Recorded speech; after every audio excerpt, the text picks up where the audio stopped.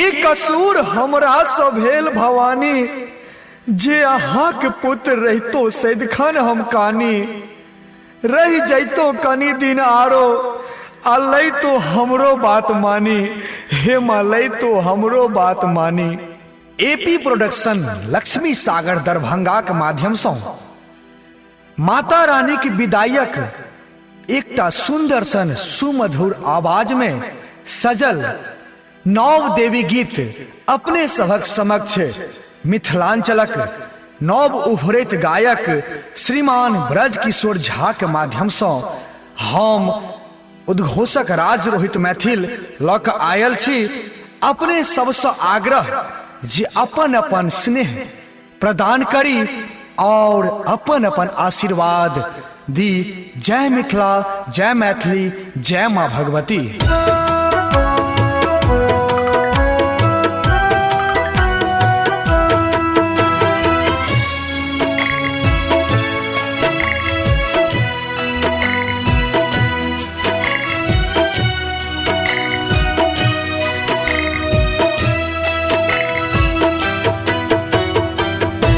जतरा के दिन माँ निक नहीं लगई,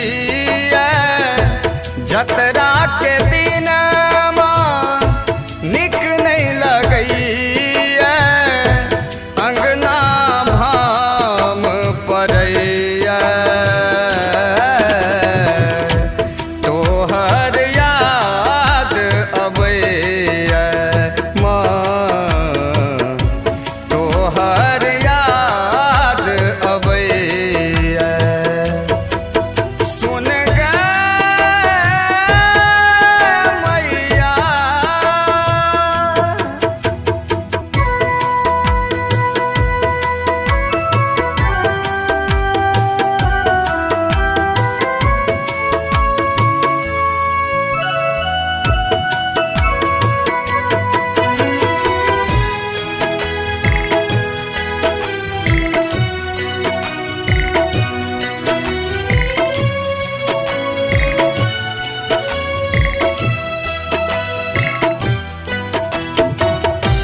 झरझर नोर बहैया, आहाँ बिनु नीक नहीं लगैया। हे ये मैया कतऽ चलि गेलौं, हमरा किछु नहि सुझाया, हमरा किछु नहि सुझाया। माँ के बिना बेटा नहीं रहतै, माँ के बिना बेटा नहीं रहतै। हमरा किछु नहीं बुझैया तोहर याद अबैया माँ, तोहर याद अबैया। सुन गे मैया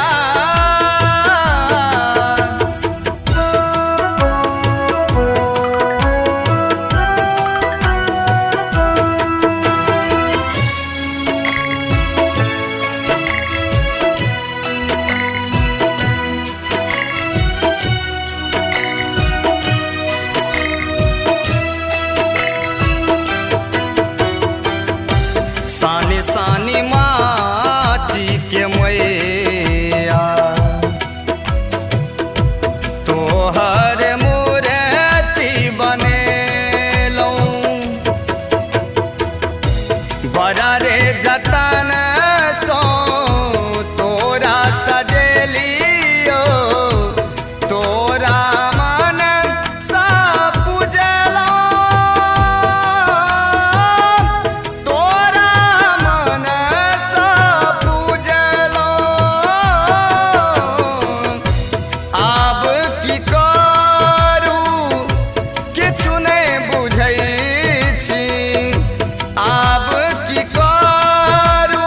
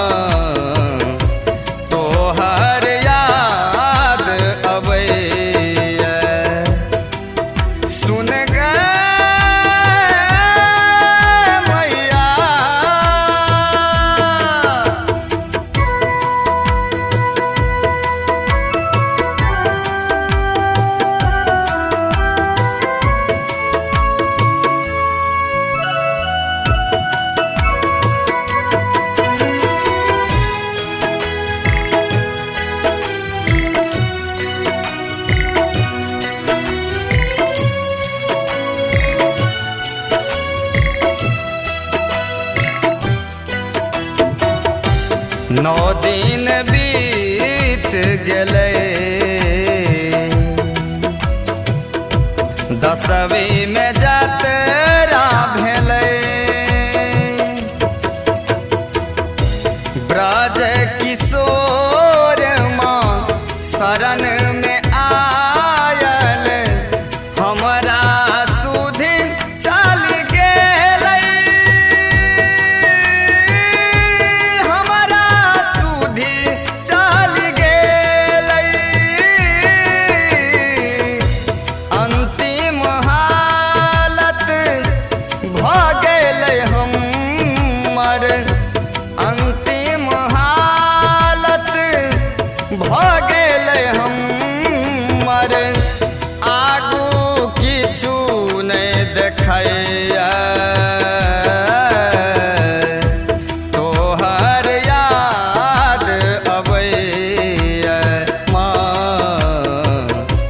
तोहर याद अबैया सुन गे मैया जतरा के दिन माँ निक नहीं लगैया जतरा